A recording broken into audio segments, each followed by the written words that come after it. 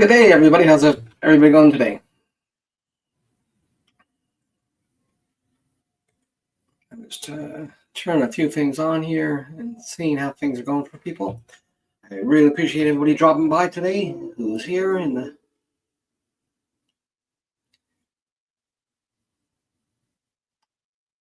just making a couple quick adjustments here. I apologize.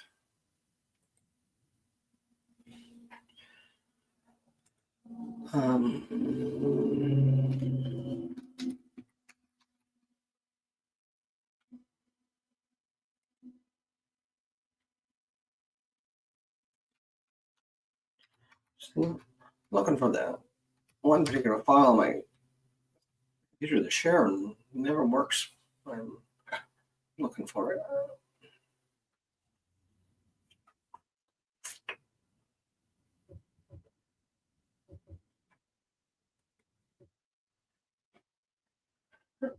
Reminds me, everybody can hear me okay?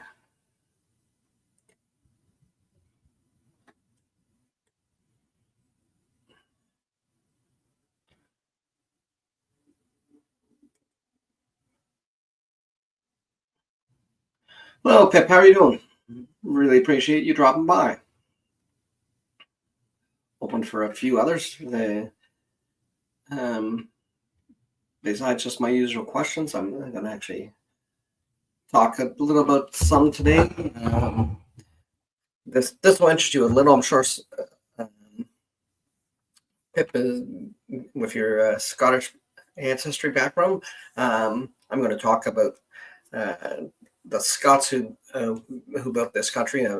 Basically, perfect. I'm glad I'm coming through good.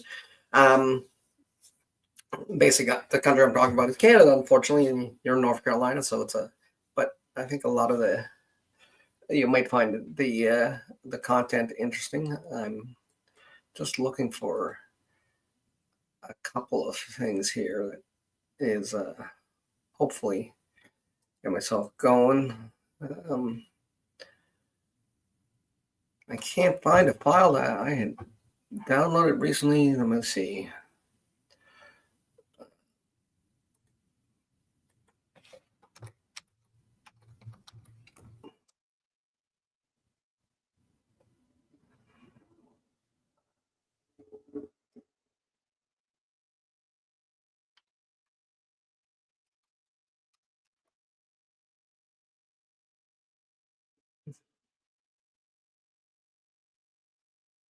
See if I can find it this way.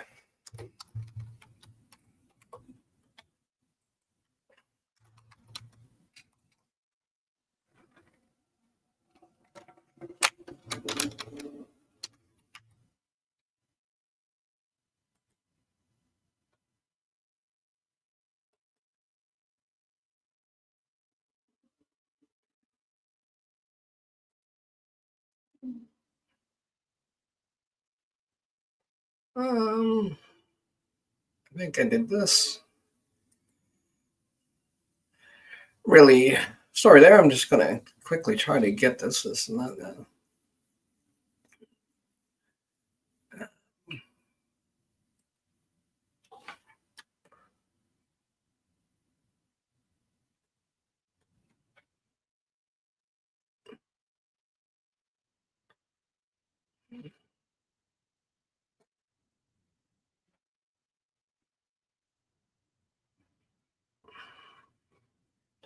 there we go. It's going to let me download it again. Perfect. So I'm back. Now I'll just bring up there. So Scots and Scots when they're Canada, U.S., around the world. You're right.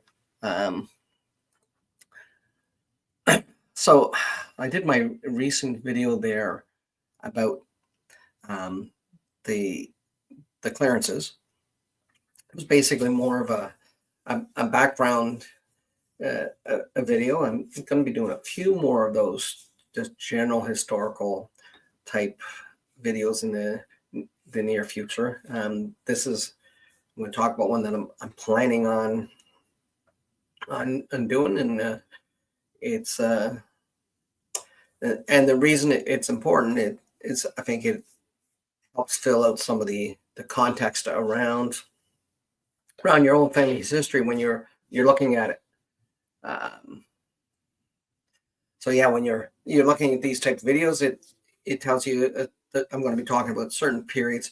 A lot of them will be focusing on people groups, specifically immigrant groups that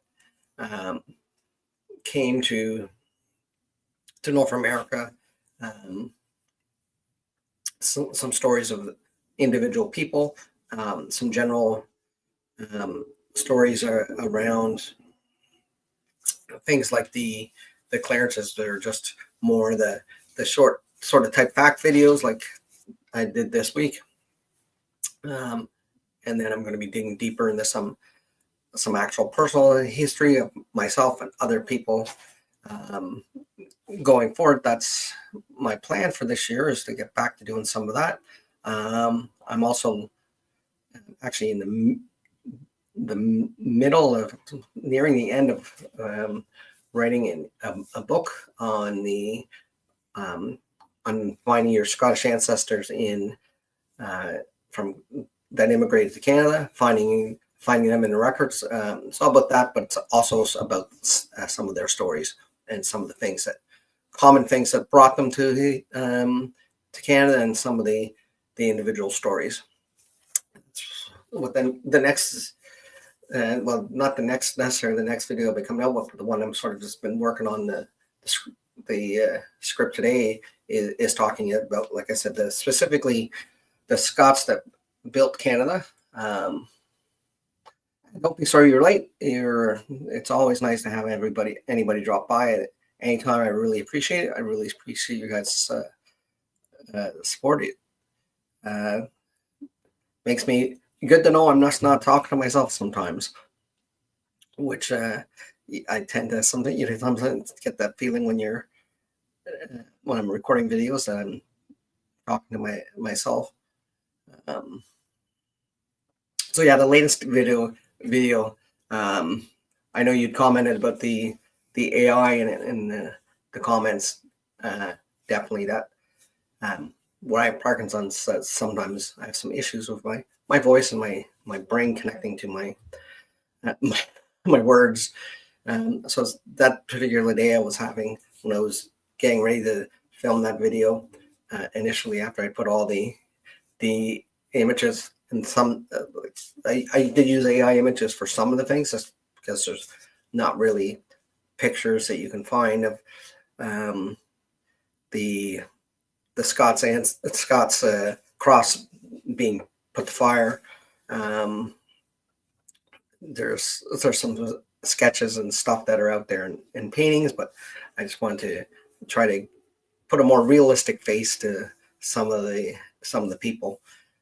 So some of those things, particularly the one shot, the image took a while to get AI to create. Right, there's an image in there of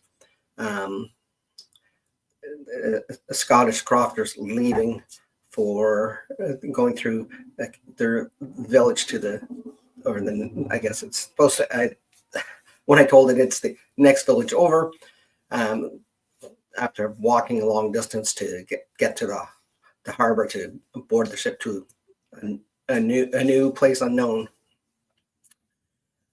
One of the things I didn't really cover in that video, which is something that a lot of people don't realize, that for the Scottish clearances and for the Irish potato famine, it's the same thing. Even probably more so for the Irish, the people that were refugees from the potato famine. And people know about the conditions on a lot of the slaver ships. It's well known, but by the mid 1800s, the late 1700s and early 1800s, and shortly after, actually, in British Empire, slavery became illegal. But even in the United States, where it still continued, and previously when it was in Britain, there was rules about the slave ships and the conditions. There wasn't such rules about the ships that brought the Scots and from the clearances and the Irish from the famine over.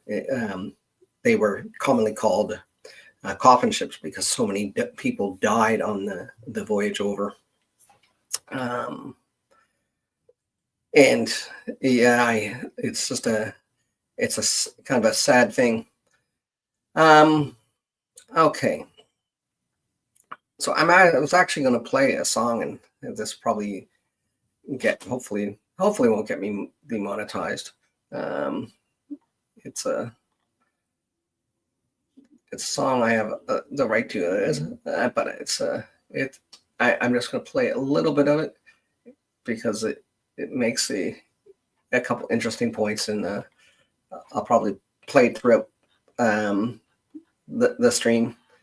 And it's sort of where I got the theme of my the video that I'm working on. So just there, finally can get it at it.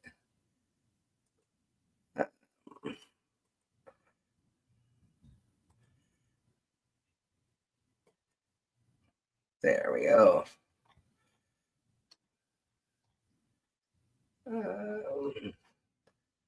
Don't want it to loop.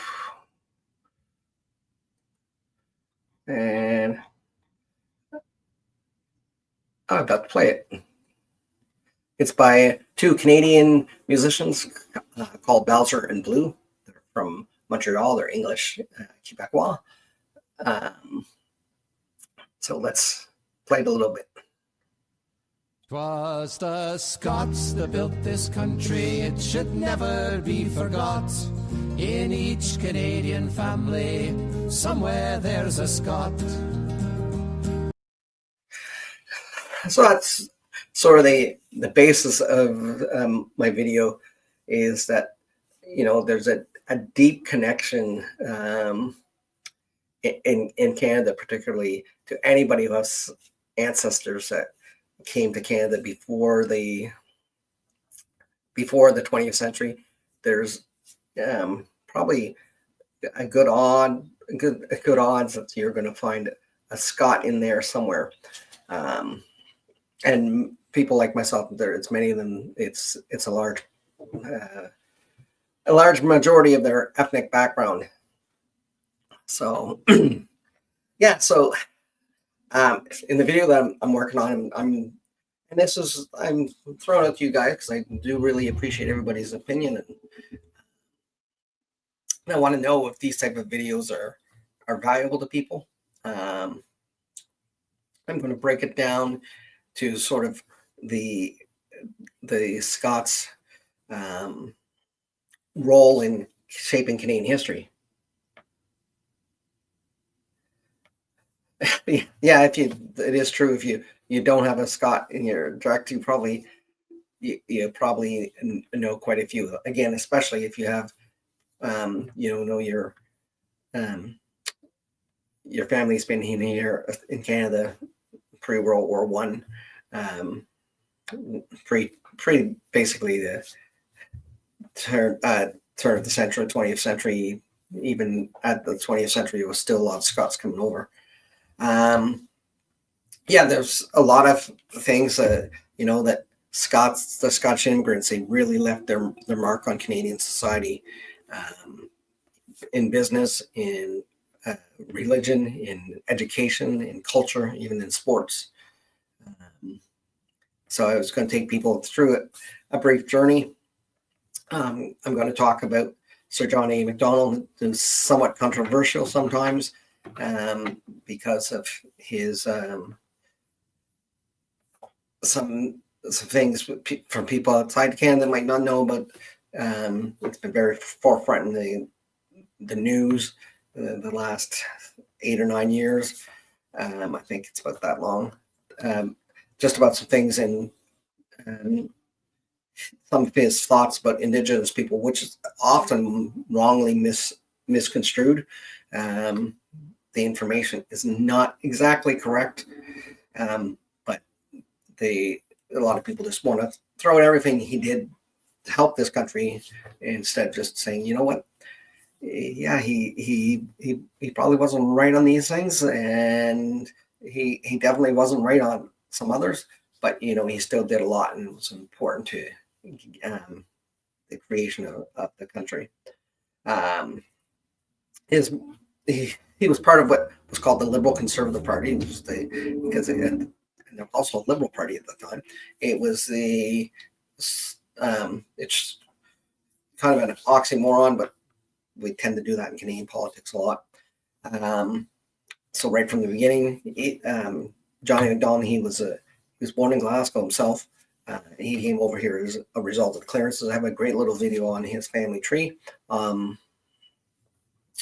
But yeah, he was really important in bringing together the colonies of British North America that were left, and getting them to come together to create Canada. He definitely left his mark on Canadian politics, Canada as a whole. Even as the person who was one of his successors, because he was defeated and then he came back and won again, was our second Prime Minister, Alexander Mackenzie. He was Scottish as well, born in Perthshire, and he left his mark in different ways. A few things. He created the Supreme Court of Canada. There's a few Canadian institutions that were created by him, but he was also, before he was a politician, he was an actual stonemason, architect and building designer. He helped build actually Canadian Parliament buildings, and a lot of places in Ancestry, both John A. and Hudson Mackenzie were both from the Kingston area of Ontario, and there's some institutions like the Royal Military College that Alexander Mackenzie helped build and design as well. So yeah, they left both those two particularly left their mark on the early stages of Canada as a country. But even before then, there was like the Hudson Bay Company, which at one point was the world's largest landowner. They owned more land than the British Empire, even though they were part of the British Empire. But they weren't a government. They were largest, I guess, private landowner. This company that still exists today in Canada. You can still go to the Hudson Bay Company. They originally started it. They were a furrier in the fur trade, mostly beavers, because they used the beavers to create the beaver felt hats that were prominent in the 19th century. And before, they actually were founded in the 1600s. Well, I should have the exact date here. And George Simpson, he was a Scottish-born governor, and he expanded the company's reach across North America in the early 19th century. And it was a dominant force in the fur trade, and it's a cornerstone of Canadian economy. Like I said, they still exist today. You look at them and you look at old records, they still have the same logo pretty much in the same font. Then in Atlantic Canada, you get people like the Irving families. People in Atlantic Canada are very, very much know the Irving family. They sometimes can be controversial as they own a large part of the business economy in New Brunswick and throughout Atlantic Canada. But Herbert Irving was entrepreneurial, and he passed these values on to his son James and his grandson Casey Irving. Casey Irving's sort of considered the patriarch of the Irving dynasty. He was one of Canada's first billionaires. I did a whole video on his family as well. But yeah, Herbert came over as a result of the clearances. And it's really, to me, quite a dramatic story. He came over penniless because of the clearances, and being kicked out of Scotland. family, and basically within 2 generations, they were at one point for the longest time the richest Canadians. Casey Herring was, and his family still, and he topped even some of Forbes' list. He was in the top 10 for a while. Yeah, and their businesses are still making loads of money.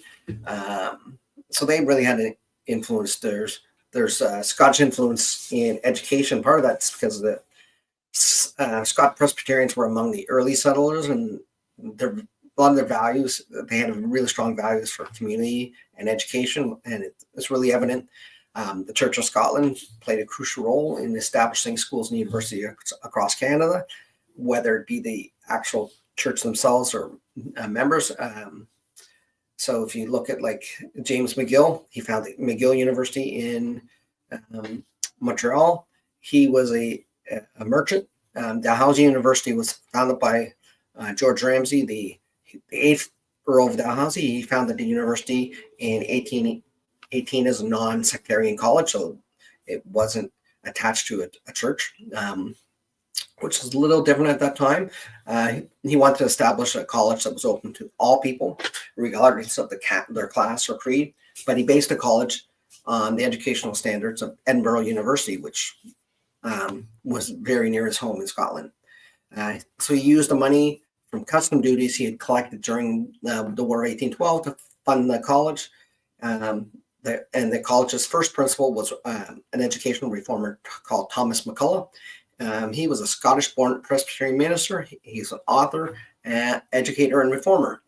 And he was the founder of the Pictou Academy, which was probably one of the first really established English-based schools in Canada.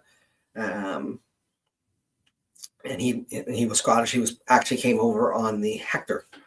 In 1863, this college, the governors reorganized it to become Dalhousie College and University. It's called Dalhousie University nowadays. And then there's Alexander Keefe.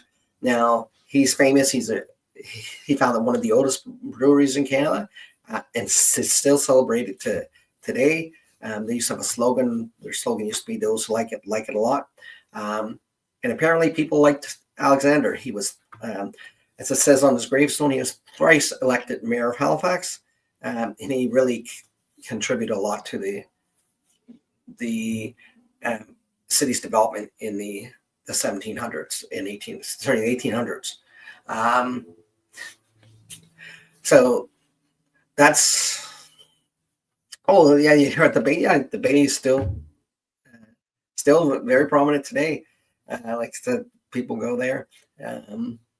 Even the Hudson Bay blankets and coats that are very traditional looking from the 1800s, and their colors are still prominent.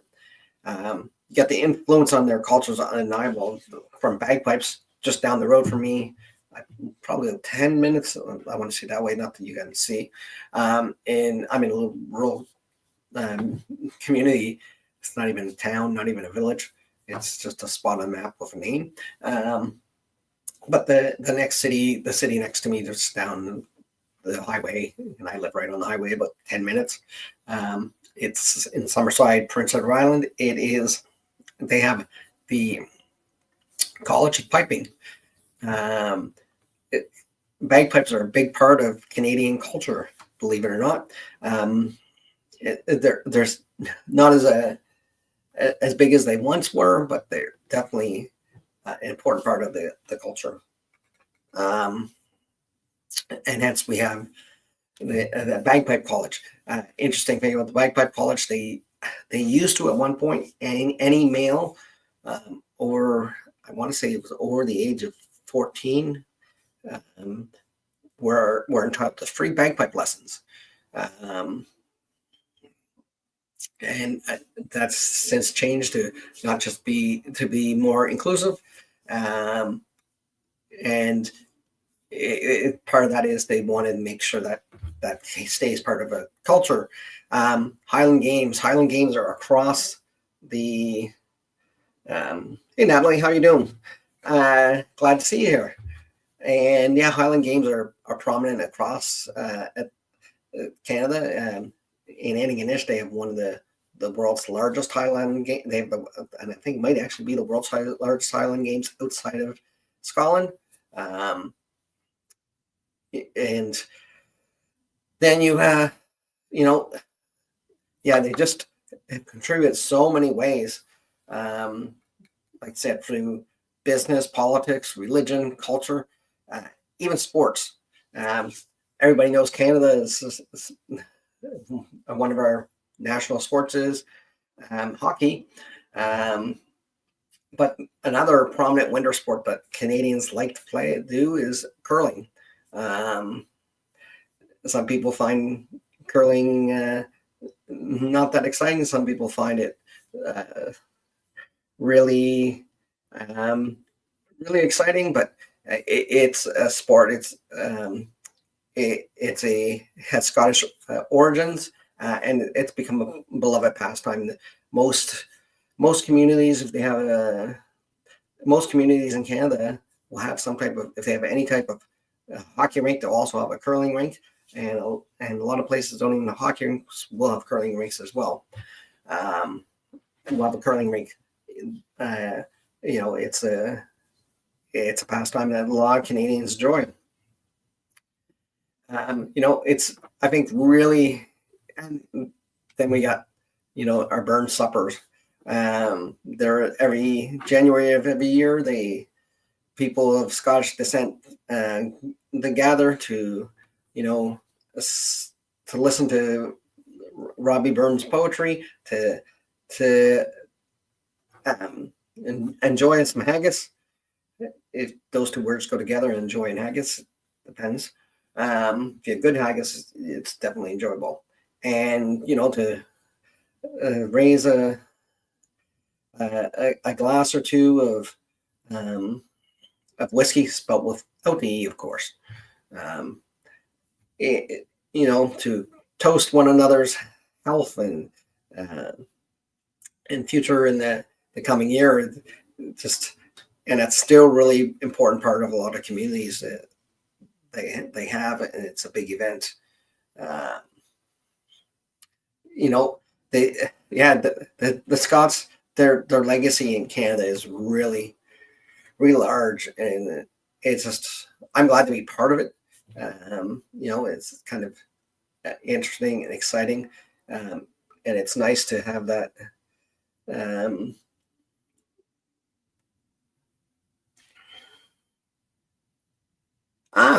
Locally made haggis. Yeah, it's hard to get good haggis around here. There's, I did find a place that has good blood pudding, but it used to be very common. My grandfather was, a big eater of blood pudding, white pudding, gray pudding as well.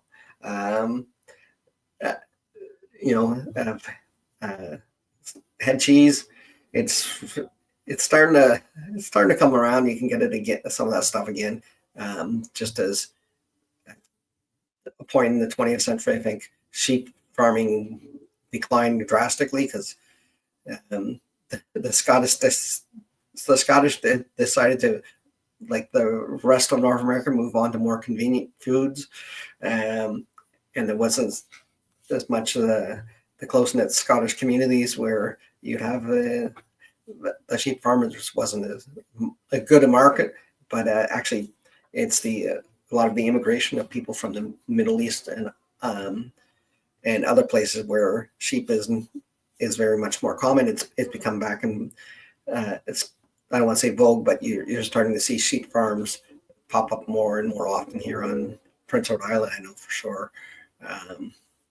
We have some great lands for pasturing sheep. It's starting to come back.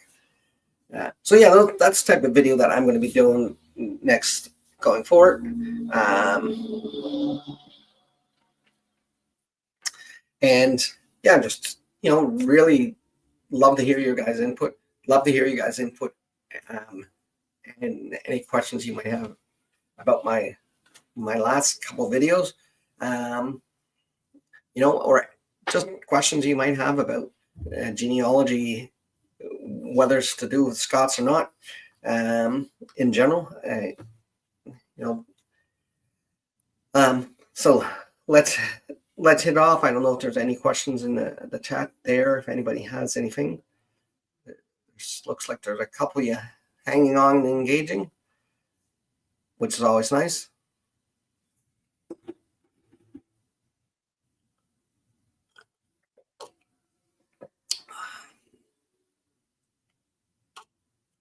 This is my family research mug.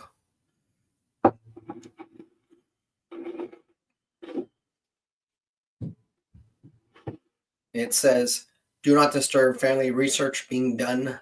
Refill cup regularly." Don't tell you what you have to refill the cup with. It's up to you. I do have to say you're probably better off refilling it with coffee for the most part.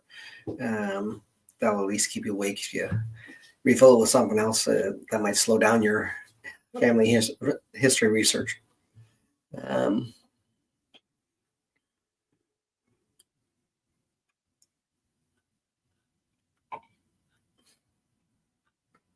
Let's see if I can continue more of that song here now.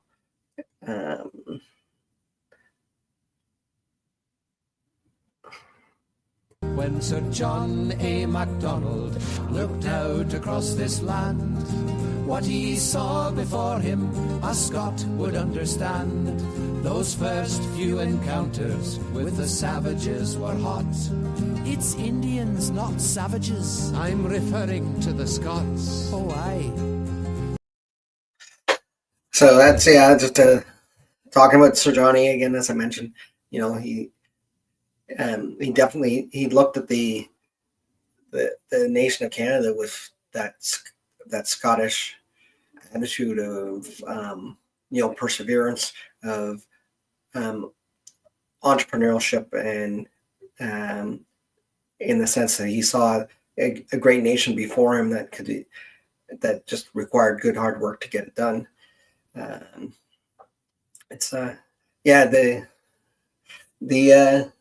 They really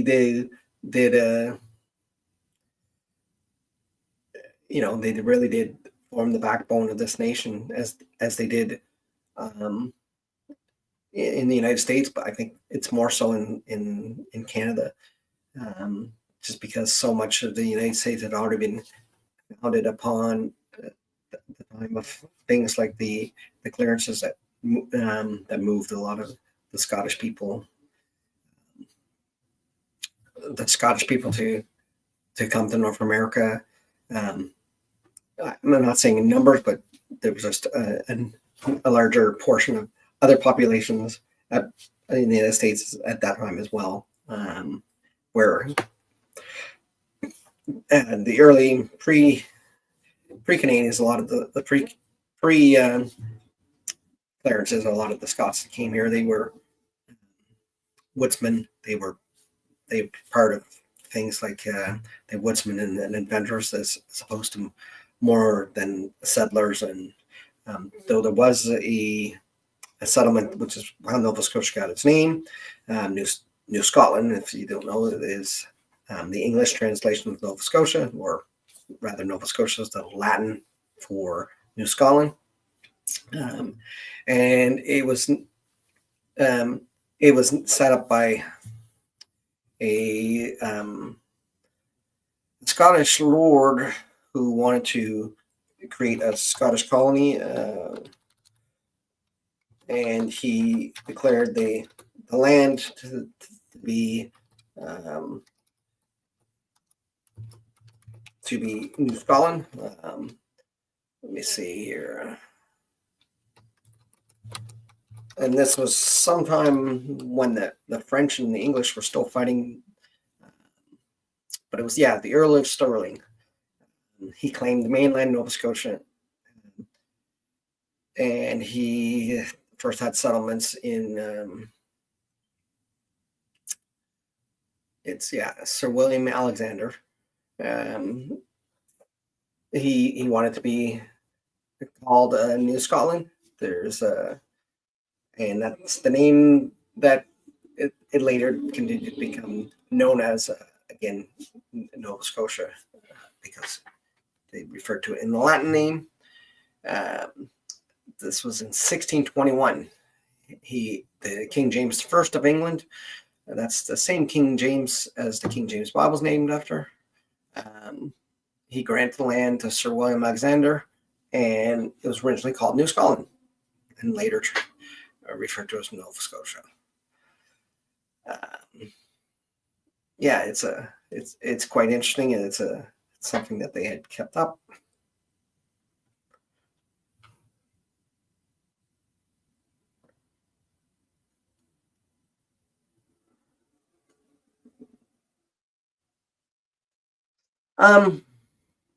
Yeah, there is actually there is a large number of Ulster Scots that came to Canada.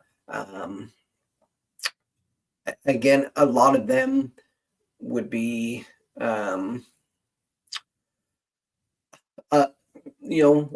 also fleeing from the potato famine. There would be a large groups of Ulster Scots, but there is actually, and there's a large group of loyalists that were Ulster Scots. For instance, the university I went to was University of King's College in Halifax, and it's where I studied history. And it was founded by, originally in Windsor, Nova Scotia, as a college, and it's actually Canada's oldest incorporated university, and definitely its oldest English one. There are some questions about one of the universities in Quebec being older, but it was not really chartered and recognized as early as University of King's College. It was founded by Charles Inglis, who was an Ulster Scot, and he was a bishop in the Anglican Church. And with them, a lot of the settlers that were loyalists that came to Nova Scotia and continued and stayed in Nova Scotia as well would be considered Ulster Scots. Good friend of mine, author Brian McConnell, I've had him on my podcast a few times, and there's a few videos on my YouTube channel with him. He has a few books on the Ulster Scots, really well done, and not just their connections here in Atlantic Canada, but also in Upper Canada, which became Ontario, and in Quebec as well. There would have been that movement of the Ulster Scots, or I know in the United States, a lot of people call them the Scots-Irish, and that's actually one of the reasons a lot of people, when they get their DNA, they're surprised they have Scottish in it, and it's because it's Ulster Scots, because some of those markers are actually from Scotland, or just from the people that originally started the settle in Ulster County, Ireland, in 1605. So they have that blood in their heritage, particularly down the southeast, in Appalachia. I believe there's a large import of the Scots-Irish. There's places in Canada, in Atlantic Canada, and particularly Newfoundland. If you were to bring a person from Ireland to the outport of Newfoundland, and they were Sparta speaking, they would, or you, better yet, you bring a person from, and this is an account I actually heard, a Newfoundlander going to Ireland. He came there, and he was in Ireland, and the Irish guy didn't quite recognize exactly what he wanted to know what county he was from, and he told him he was from Newfoundland.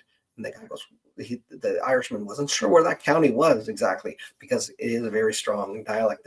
If you search YouTube, there's a lot of interesting videos of Newfoundlanders and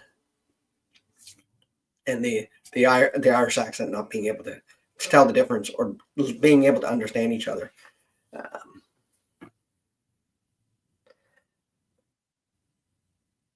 There's those loyalist settlers, The other thing most people don't realize is that the largest, if you want to say, ethnicity of loyalist settlers were not English, they were not Irish, they were not Scottish, they were actually German and Dutch. It's partially because a lot of them had been, first of all, you have some of the Dutch families that had settled New Amsterdam, New York originally, which they remained loyal, and they came to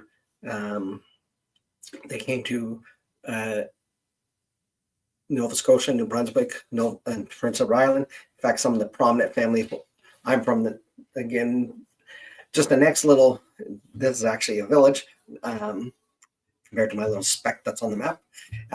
So I am it's a village that was founded by loyalists. It's called Bedeck. I'm a member of the Bedeck Historical Society, and a lot of the names of those families are not, they're not that were the loyalist settlers that were prominent, especially the ones that became businessmen, were names like Callback and starting with a K originally, and Skierman, not necessarily your Irish, English, or Scottish names. When people think of loyalists, again, they often think that they're just the English and the Welsh. There's a whole interesting settlement of them as well. But the largest ethnicity of loyalists, are Germanic people. You have the Dutch from New Amsterdam, and then you also have a lot of the Hessians who would have thought on the English side as well.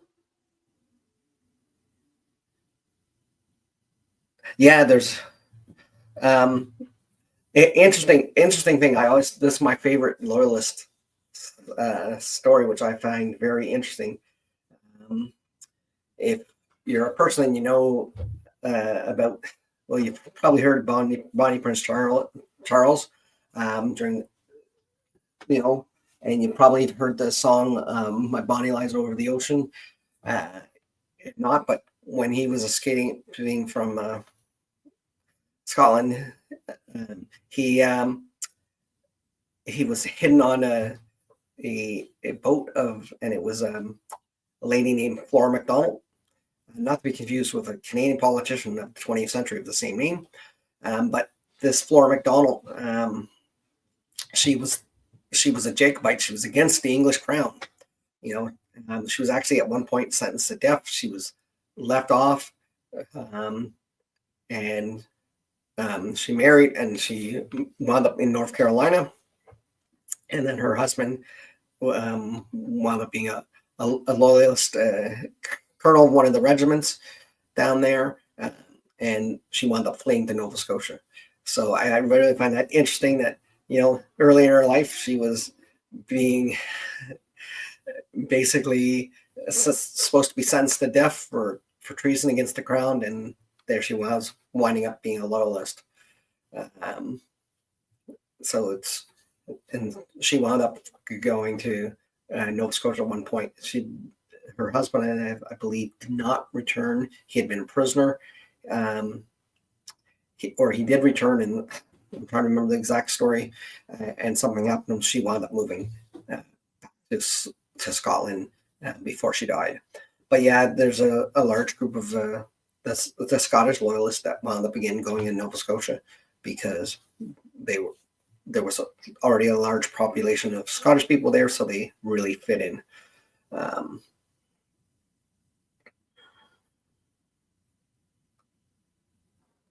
The Mac surname is probably very, very common. And I know when I was in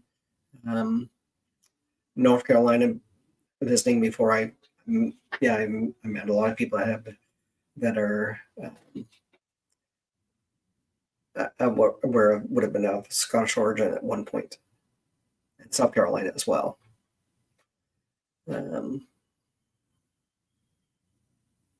We really kind of a lot of times we tend to forget about these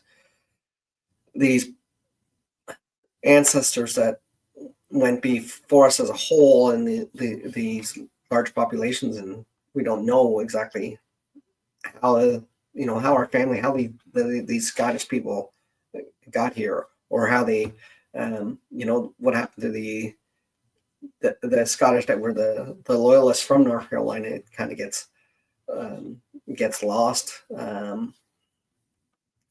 especially as time goes by and they assimilate and start to assimilate more into the rest of the culture.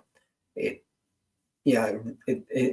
gets lost. I don't know about North Carolina, a lot of the loyalists, but I know that in places like New York, a lot of loyalists that came from there, their sons and daughters actually wound up going back. There was really still a very common back and forth between what was Canada or British North America and the United States, even post-revolution. So it's sometimes hard to trace some of those people. You have them coming to Canada, or was British North America at that point, as loyalists, but then you have themselves or even their sons back in the spot, and it's not that their sons and stuff didn't leave; they wound up going back for one reason or another. I think it was particularly hard probably for those loyalists in a way. They had many of them. They were like third, fourth generation Americans whose family at that point probably were well established, and now they were becoming pioneers themselves. So it must have been hard because they were starting out sometimes with no land, very, very limited no land, a lot colder, especially come from North Carolina. You come from North Carolina, and a lot of these people wound up, it was 1884 in November. They wound up in Nova Scotia. Novembers in Nova Scotia usually aren't too bad. It gets cold, but shortly after November comes December. Harvest is well over in November. So these people were, now who had been in towns and cities were forced to survive a Canadian winter. And a lot of them, they turned back, or they went back. They went eventually over to England and returned there. It's really interesting the course that some of our ancestors take. Something I didn't know until I started investigating and talking to people, because I'm not part of the Acadian cultures, but a lot of the Acadians that had been deported by the English, that when they were deported, they didn't. I just thought they went down to Louisiana territory directly, and that's where you get the Cajun population. But actually, apparently, a lot of them, and my understanding is I saw almost the majority of them wound up going back to first Liverpool, and some of them had been sent there and then over to France, and they were kept in warehouses for basically concentration camps, in a sense. I don't want to say in the sense of what we think modernly, but just they were in large areas. The French didn't want them necessarily, because they had a much different culture and language even at that point. They didn't know what to do with them, because so they wound up sending them to the Louisiana territories after they had left the Atlantic Canada and gone to being expelled by the English. Which I still find very interesting is you have things like most people don't realize. They think the Acadian expulsion, the English, it was really just the French thing, but it wasn't that as much as the religion, because even as the Acadian expulsion was happening, they were taking settlers from France to come to Nova Scotia, but these these people from France and French people from Switzerland as well, they were Protestants. So it was a big thing. It was not as much they were worried about the French getting a hold on Atlantic Canada with the Acadians staying. They had a fear of the Catholic Church getting in there and becoming prominent, which is one of the reasons there was limited. Originally, there was a lot of limited immigration from Ireland. Is again some of that fear of the Catholic Church getting hold and taking ground.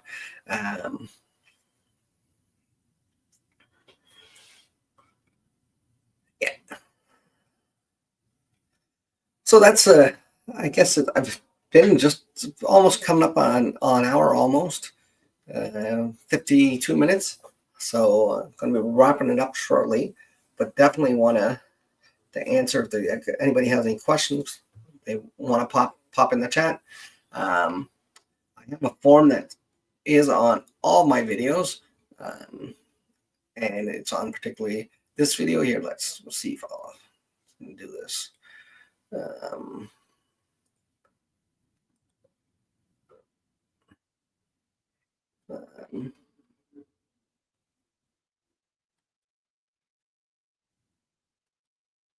I'll just show you where it is in case you don't have a question right now, but you do sometime in the future.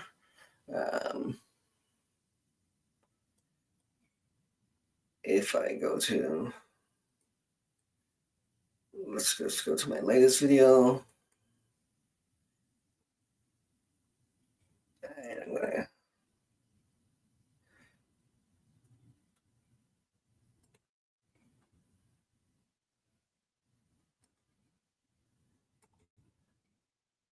And I'm gonna share it there.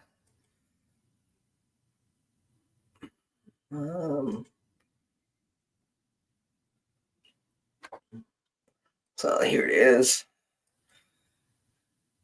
So this is my latest video. So if you just scroll down, and again, it's in on most of my videos, I've added this. Usually you'll have to hit more. If you scroll down, and it's in this video, and I'm gonna say, oh, I didn't actually add it in this video. I don't know why.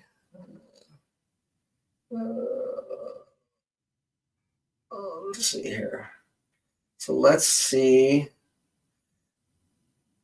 Let's go to the video before it. Now, actually, let's just go to the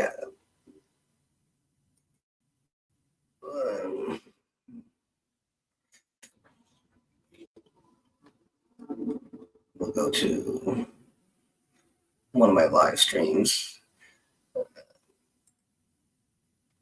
So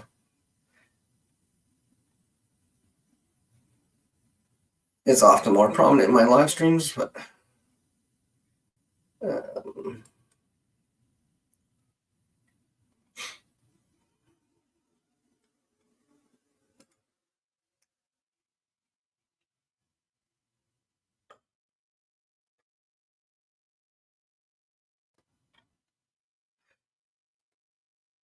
welcome to How We Got Here Genealogy. So if I go down to there, it's usually around in my actual videos. It's usually around where the support is, but you'll see it usually has a couple stars there, emojis that I have, and again, it's often down here.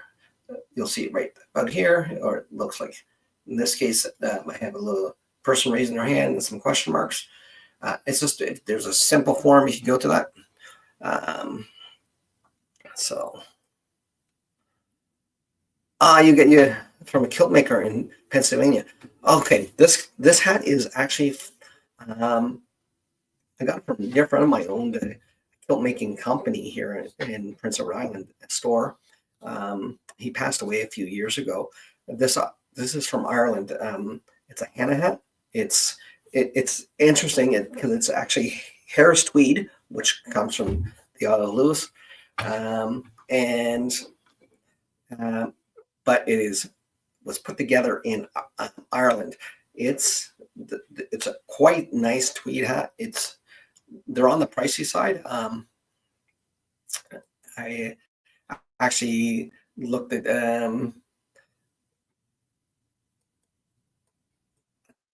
getting a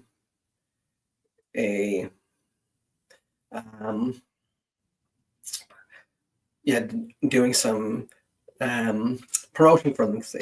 They'd asked at one point. It used to be my most common question on when I first started doing videos was, where did you get the hat? Yeah, it's pricey. When I got this, it was still fairly reasonable, but at that point, I know when we were talking at that time, he said, yeah, probably in this was from the previous, I bought it in the early spring, and he said it was from the previous year batch. And when he was getting the new ones in for that year, the price was probably going to almost double. And I paid it. And I mean, he gave me a little bit of discount because we are friends. But he was Scottish, so he's, they're not going to give too much of a discount. But no, I think I paid $60 to $70 for it, but it was going to be up to about 120, he thought, when he'd be repricing the new ones. Yeah, they get to be they do get to be pricey, and I kept this mostly wearing my videos because if I don't my ever disappearing hairline, the light as it reflects off my glasses sometimes beats off my head too. So I don't want to blind people with the reflection. But yeah, it's nice. It's really. There you go. See, it's got the glow there. Yeah. This is 120 Canadian. So that's probably about 70, 80 American. It is. Yeah, it's really. I really enjoy it, and the thing is, I have a kind of a larger head. I've been told, and a lot of hats don't look good on me, and this one was, when I got it, my wife said, yeah, no, it looks good. And that was the big thing, getting one that I liked and that she enjoyed as well.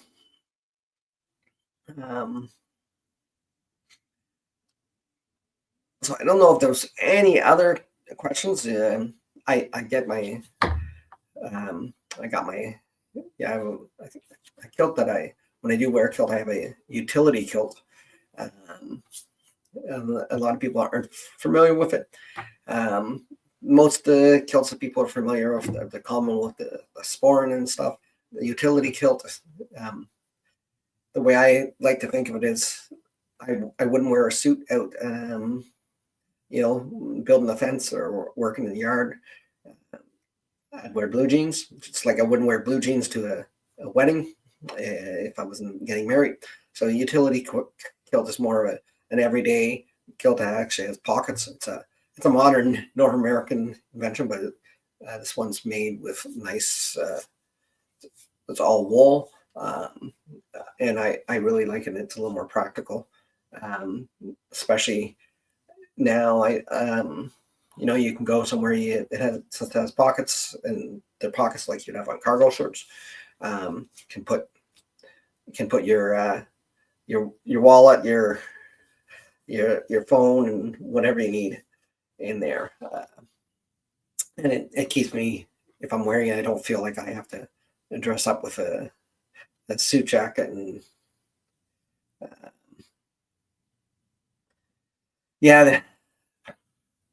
The regular the I guess the kilts that most people are the ones you wear for weddings. I wear my kilt during doing snowblowing because Robbie Burns night. That was just a fun video, but to make just about mocking why my Scottish settlers decided to come to Canada where it's so cold. Which is really interesting because where I am at is actually it's lower in latitude than most places in Scotland, but it's a lot colder. Yeah, last week I wouldn't even wear my kilt outside much. It was averaging minus 26 Celsius here on Prince Edward Island, and it was quite icy and cold after a large snowfall. I couldn't even get my snowblower through the ice, so I wouldn't have been blowing snow in my kilt at that point. But yeah, I do. It's what I prefer to wear if I'm wearing a kilt, again, unless I'm going to a wedding or something. I just find it a little more comfortable. And you can keep a wee flask in the pockets as well if you need to keep you warm in the winters.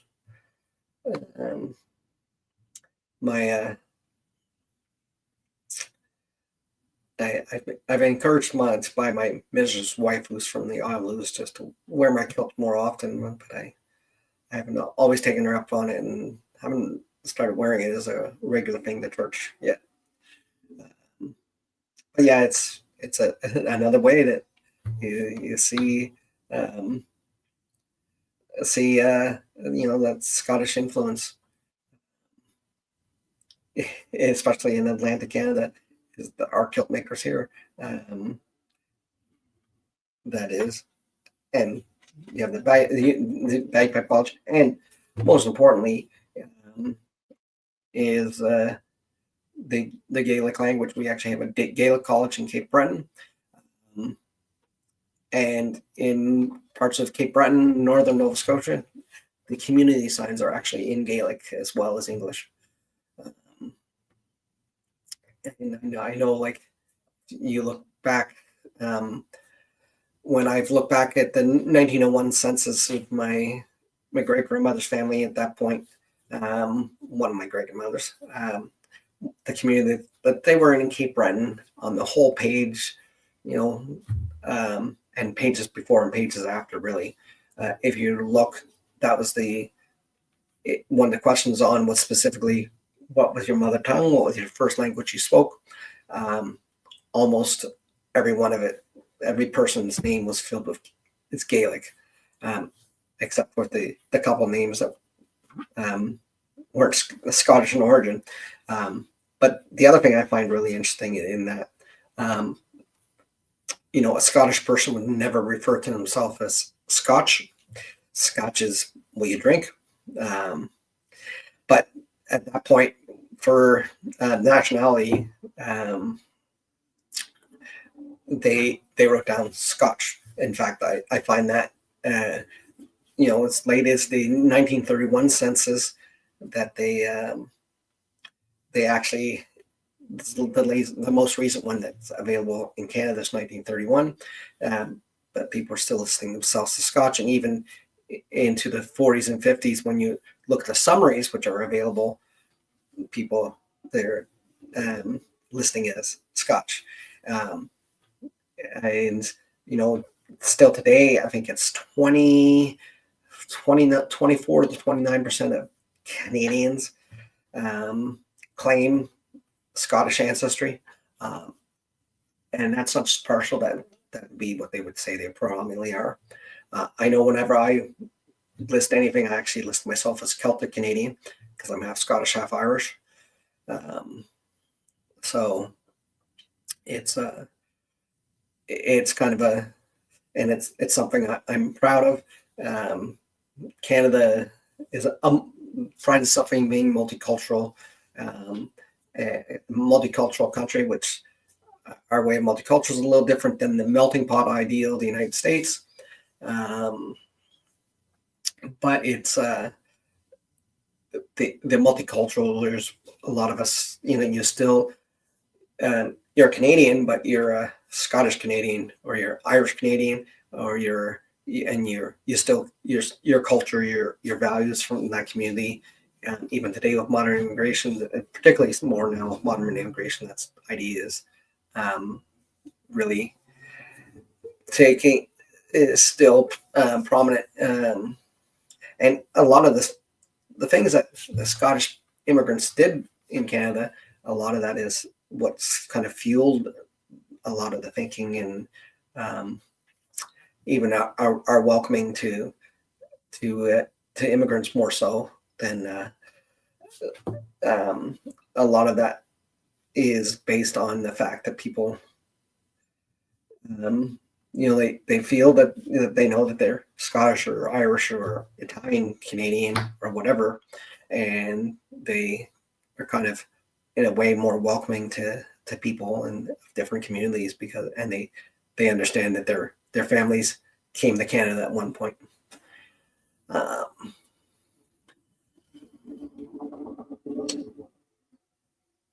You're unified in the sense that we're Canadian, but we definitely have. You're able to call yourself a Scottish or an Irish Canadian, or it's like in my case, I call myself a Celtic Canadian, and it's not looked at and badly or as something uninclusive. Though it's starting to get that way, is some of the political correctness and is coming in, not for political correctness sakes as opposed to just betterment of actual society. We're starting to, one of the reasons I have this channel is to try to get people interested in history by getting them interested in their own family history, because when you start to make that family history, understand it, and you start to investigate what your ancestors did, what kind of experiences they have, it makes history really personal, and hopefully restores some of the interest. That last video, I titled it "What they don't teach you in school," because there's a lot of history that is not taught, and I think people need to start to rediscover some of that, because we really lose who we are. We lose an understanding of why we are as a people as we are, why things such some of our institutions were set up without understanding the history of our ancestors, the plight, the things they went through, the things they fought for politically to have, why we have the type of government even that we have, and why is it important. Prince Edward Island, interesting thing is it was originally divided up into portions that called lots, and there was absentee landlords, because we know how well that worked in Scotland and Ireland. Anyways, they decided to do that in Prince Edward Island, and a lot of people that are here, they know that, but don't understand all the other history behind it, and what that actually meant. They still call some communities by their lot number, and even on my actual deed, it tells me what lot number I'm part of, my property is part of. So understanding where that comes from, it helps you appreciate the history. And definitely getting in the genealogy, I think, gets people to want to explore more and find out more. There's a few good books. Let me just see here. I'm going to recommend one here.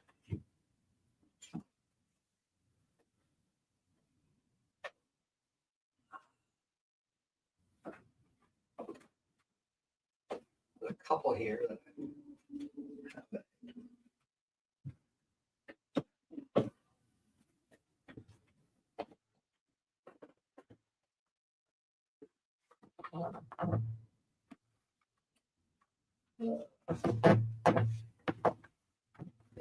These are two.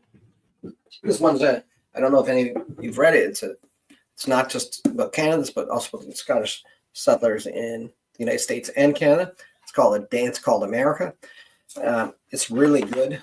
And then This one here is specific to Prince Edward Island. Now, I don't have really much.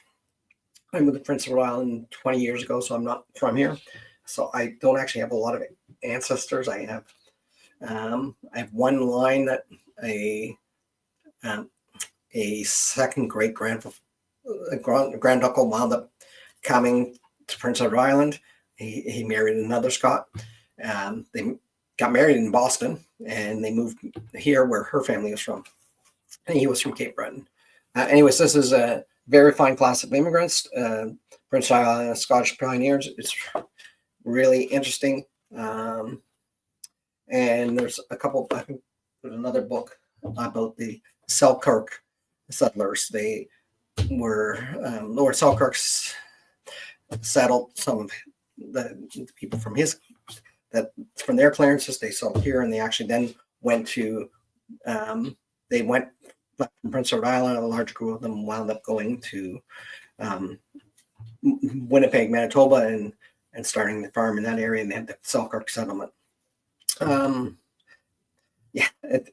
a few really interesting stories about different settlers that came to Atlantic Canada first, and then as en masse as groups moved. After the first, second generation, large number of them move. The other one is the Norman MacLeod, who was a minister in the Free Church of Scotland, I believe. I don't know. He was Church of Scotland, but then I think he became part of the Free Church of Scotland at the disruption, and his settlers went originally to the Pictou area, and then they went to Cape Breton. They were at one point when they left Pictou, they were actually planning on going down to the United States, but the ship pulled in to take shelter in Cape Breton, and then they landed in the area. And this is an area where my Scottish family wound up immigrating to, Inverness County in Cape Breton, and they found it was beautiful and reminded them of home. So they basically set up to settle land there, and it's actually, they were the founders of the Gaelic College. But a large number of them then went to, they were originally going to go to Australia. They went to Australia, and they were in Australia for a little bit, and then went to New Zealand, and wound up settling in New Zealand. The Norman MacLeod, Reverend Norman MacLeod, it's an interesting character, very strong Scottish personality that these people were drawn to and very loyal to.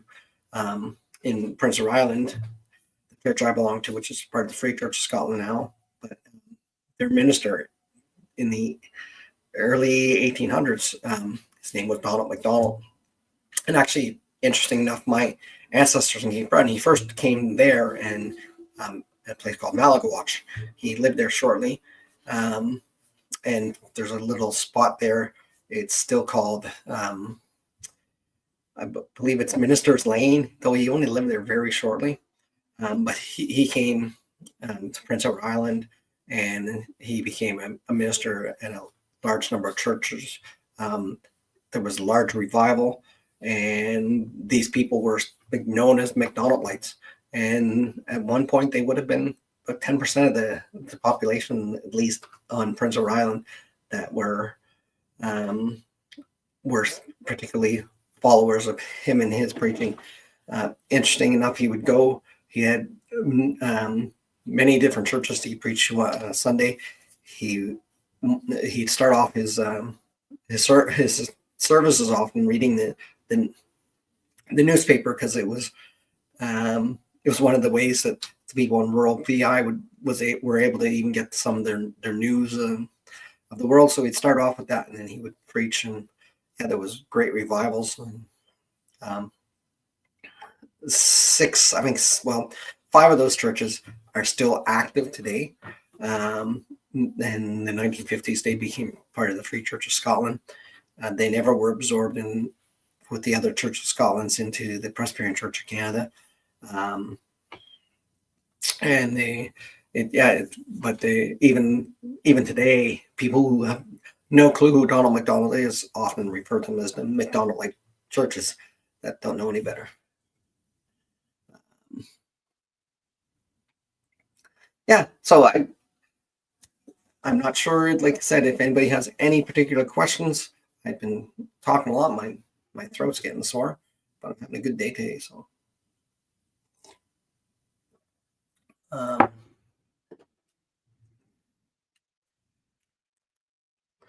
reminds me, I'm supposed to take my pills before this podcast, this stream started. Sorry about that. So let's listen to a little more of that song, and then. Andrew's ball is lavish each year in Montreal. All around the world, the Scots are famous for their balls. Wherever Scotsmen travelled, there were two things that they brought: whiskey and containers. The containers were the Scots. Oh, aye. Yeah, I have a few good lines in there. I think that one's one of my favorites. That wherever they went, they brought whiskey in containers, and the containers were the Scots. It's I love the Gaelic word for whiskey. I'm going to try to pronounce it right because I'll just massacre it, but it means water of life. Is what the translation is.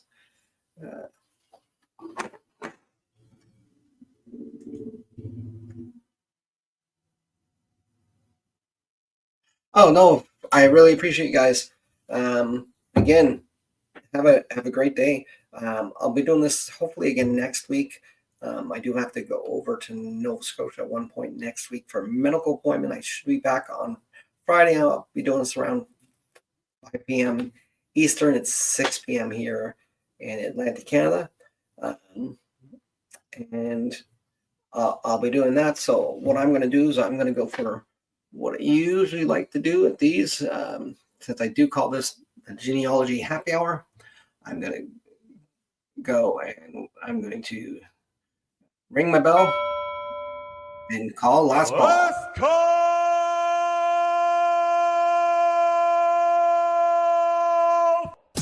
Ladies and gentlemen, at this time I need to announce it's last call at the bar. Oh.